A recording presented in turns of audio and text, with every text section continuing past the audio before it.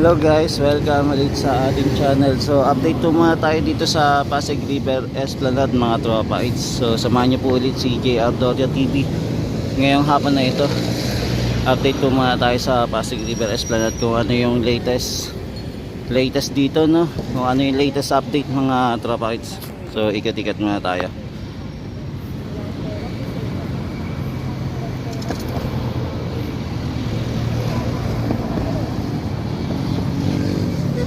Yan, samahan niyo po ulit ako ngayong hapon mga tropa. Bago po bukas po kasi inauguration na, kaya ikat po muna tayo bago mag inauguration bukas.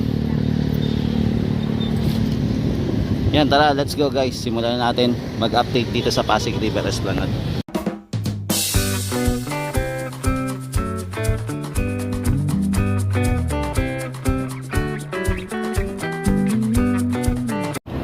Yan, so ito tropa, pininturahan na din po pala tong area na to, no? Tapos yung ating palamuti dito tinanggal din po pala. Tapos ito na po yung itsura ng halaman natin. Yan, ito na po yung mga halaman na nilagay dito. Nandito po muna tayo sa area po ng Manila Central Post Office mga tropa. Dito po muna natin inuna mag-update po mga tropa. Then punta naman po tayo sa kabila naman. So silipin muna natin itong area bago po magtakip silim, bago po magabi. Dito muna natin unahin mag-update. Yan, so ito na po yung itsura ng ating Pasig River Esplanade. Dito din po pala sa ilalim ng tulay, pininturahan na din po. Yan, dito sa floating bridge pininturahan natin. Tapos nailagay na din po yung lamppost. Okay na din po, napinturahan na din po yung ating yung baluster, na pinturahan na din po. So ito na po yung itsura ng ating bagong Pasig River Esplanade Phase 4. Tapos ayos na din po dito, mukhang pininturahan na din po itong area, na pinturahan na din. Ayan, maaliwalas na siya, no? Ayan, so ito po yung itsura mga tropa.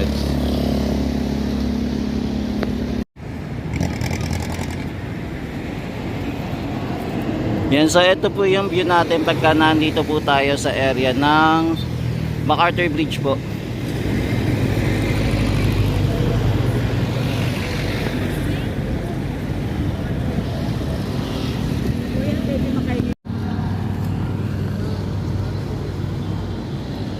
Tapos nandito din po yung hydro cleaner natin, nag-iikot-ikot.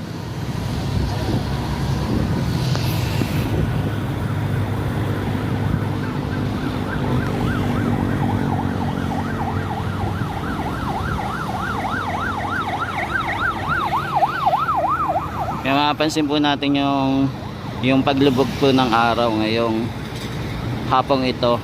So ngayon po ay araw pa rin po ng October 18. Mag-update po muna tayo ng panggabi naman, night update naman tayo dito sa Pasig River Esplanade. Yan, so ito po yung pagbabago dito sa area. Yung pagpunta natin, halos hindi pa po natatanim po yung mga halaman, pero ito ngayon natanim na po, tapos nalagay na din po yung mga halaman dito. Kaya lang ngayon sarado na kasi hindi na rin tayo makakaikot masyado, kaya limited na lang din po yung pag-ikot natin. Yan, punta naman po tayo sa kabilang side naman po ng Pasig River Esplanade. Yan, dito naman po tayo sa taas naman po, silip naman po tayo sa taas. Yan, linagyan na din po ng mga harang-harang po etong area. Tapos meron din po tayong nilagay na halaman na rin po. Yan, tapos meron na din po halaman dito sa area. Maging dito din po sa kabila, meron na din po. Yan, may halaman na.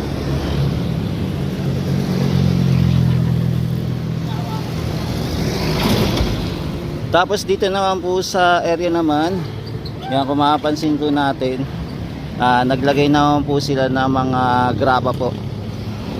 Yan, naglagay na po sila ng graba. Tapos ayan, tinapon po tinapon po sa Ilog Pasig yung ating Mountain Dew, no? Grabe naman,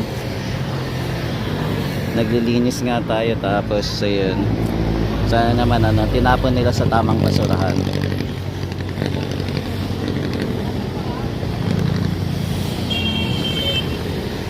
So ito po yung paligid ng ating Pasig River Esplanade mga tropa.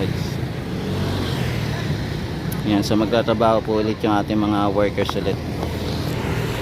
Yan, so ngayon araw po ay umaambon. Yan, nabutan tayo ng pag-ambon mga tropa habang nag-iikot tayo dito sa Pasig River Esplanade. Yan, so ito po yung pagbabago dito sa area. So tuloy-tuloy pa rin po yung pagtatrabaho nila mga tropa.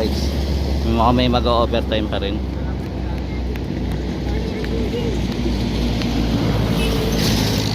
Yan, punta naman po tayo sa ibang area naman. Sa ibang area naman po tayo silip. Mga tropa. Ito hindi ko pa sure kung mabubuhusan na ito ng semento sa mga susunod na araw. Tapos mapapansin din po natin na napinturahan na din po yung ibang area. Kaya yan, abangan natin kung mag-aanon dito, magsesemento ulit. Pagkatapos siguro ng baka ng inauguration, baka mag-ano ulit po sila, magtrabaho na naman para ayusin na itong area. Yan, so lipat naman po tayo ng pwesto mga tropa. Yan, dito naman po sa area, dito po yung stockyard po naman po nila. Ito po yung stockyard na mga possible mga gagawin pa po dito sa Pasig River Esplanade. Yan, para makita nyo lang din po yung view. So nandito pa rin po yung gamit nila.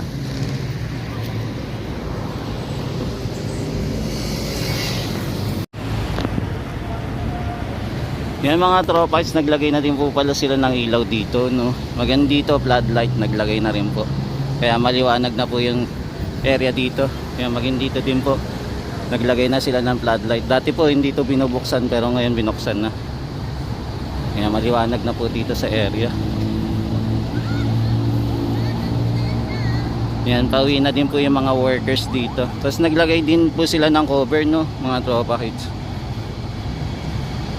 Yan, pasok naman po tayo dito sa Loton Ferry Station naman. Dito naman po tayo mag-update. Silip tayo bago po mag-inauguration po.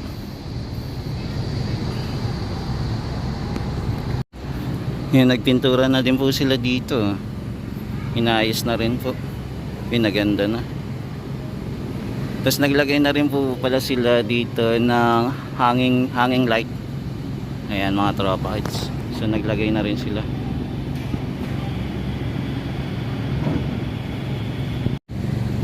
Yan, sana madagdagan pa po yung hanging light, no. Hindi lang dito po ilagay. Kahit dun din po sa ibang may mga puno meron.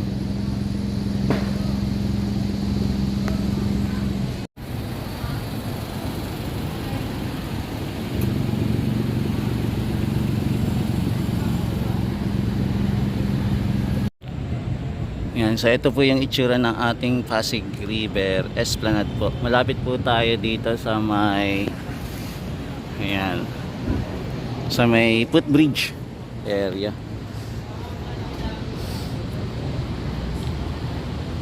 Yan, malapit na po maggabi.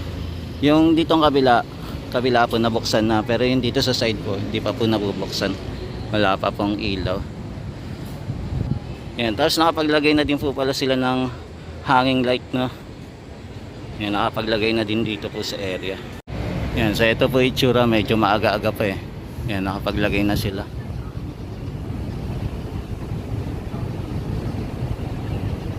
Yan, so ito yung update natin ngayon mga tropa kids. Ngayong gabing ito ng ano pa rin, October 18, 2025.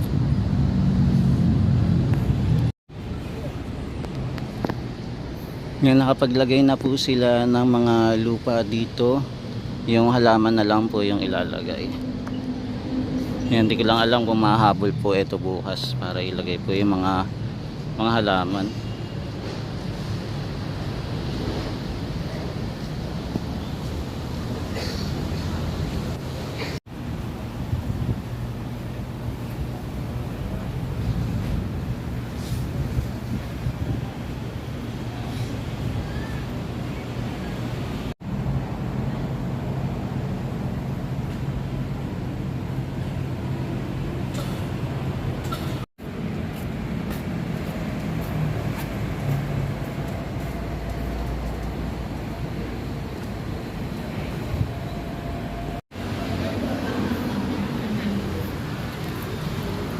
Yan, so open na guys dito sa area.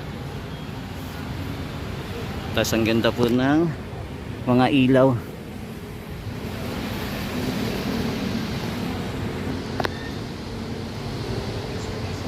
Yan, silip muna tayo dito para makita natin.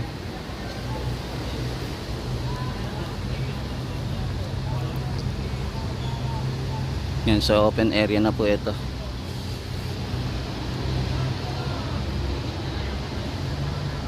Ganda na po. Grabe, panalong panalo na.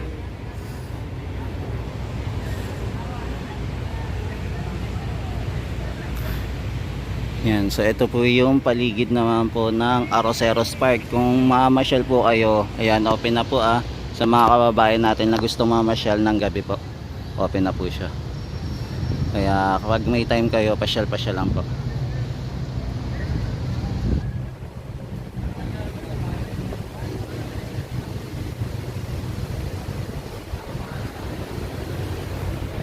Yan, dito na po tayo sa area naman po na gaganapin po na inauguration. So dito po mag-speech po ang ating President PBBM po.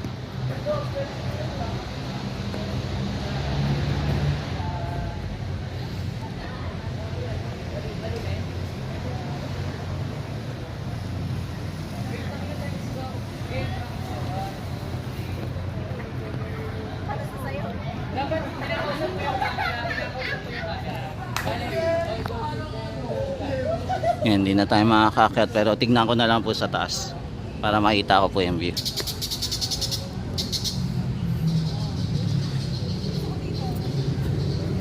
Inaayos pa po pala dito yung yung pailaw mga tropa kids. Yan, naayos pa.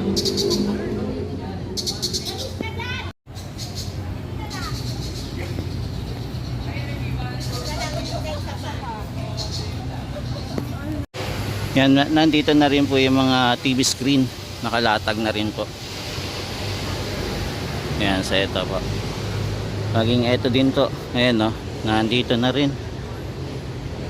Tapos ang ganda, no? Grabe, panalo. Yan, masilip lang tayo ng Arroceros Forest Park po.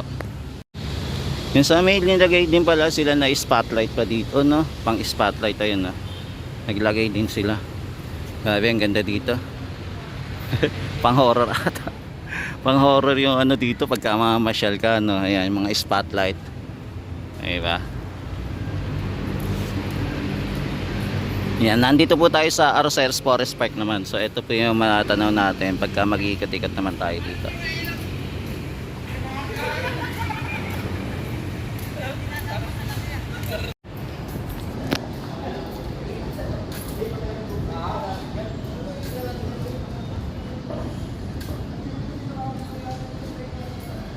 Yan, so silip lang po muna tayo. Yan. So naglagay din po pala sila doon sa kabila. Mga tropa, so yan, yung request nyo. Meron na din po pala kabila spotlight. Yan, so nilagyan na din. So inaayos nila kabila. Kahit din dito pala pinailawan mga tropa, at naglagay din sila ng pailaw dito ng street light. Hanggang doon po naglagay sila. Nilagyan po nila ng street light.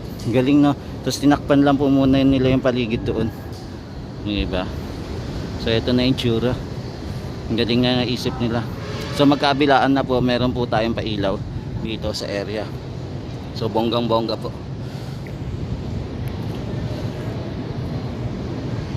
Yan, so ito yung iba. Ayan, yung mga pailaw nandito.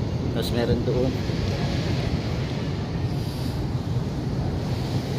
Yan, nandito naman po tayo sa ilalim ng tulay naman. Dito naman po tayo sumilip. Yan, para makita lang po natin kung ano itsura dito.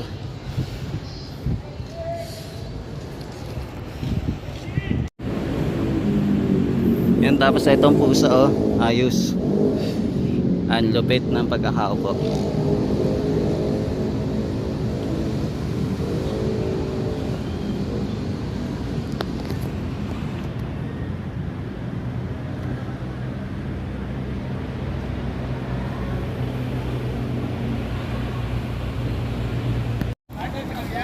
Yan, kahit din dito pala nilagyan ng pailaw.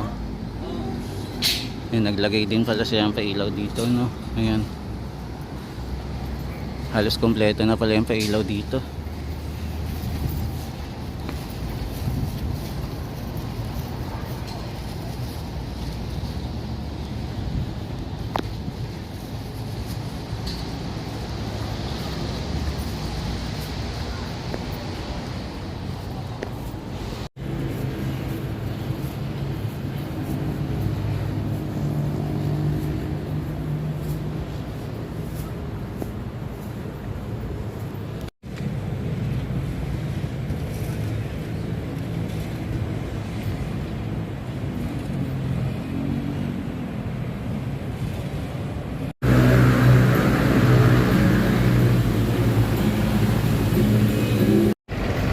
Yan, silipin naman po natin yung sa taas naman.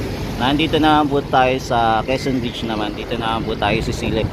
Yan, so ito na po yung itsura ng Quezon Beach, mga tropa hit. So dumaan pa rin tayo doon sa may sa may favorite tunnel. Ayan, meron pa rin po tayong pag dumaan pa rin po tayo, so meron pa rin hindi po mawawala yung mga, alam nyo na. Ayan. Tapos nandito po tayo sa taas. So makikita natin yung view na gaganapin po na inauguration tomorrow po. So hapon po ito gaganapin. Yan, for the meantime, ito muna yung latest update mga tropa kids. Naway pagpalain po kayo ng may kapal. Ingat-ingat po kayo ha, mga tropa kids. Yan, pagpalain po kayo. God bless sa inyo. Yan, ito po muna si JR Doria TV. Nag-update po muli dito sa Pasig River Esplanade. Ingat-ingat po kayo mga tropa kids, sa pagpalain po kayo ng may kapal. God bless po everyone. Yan, magandang gabi po sa inyong lahat.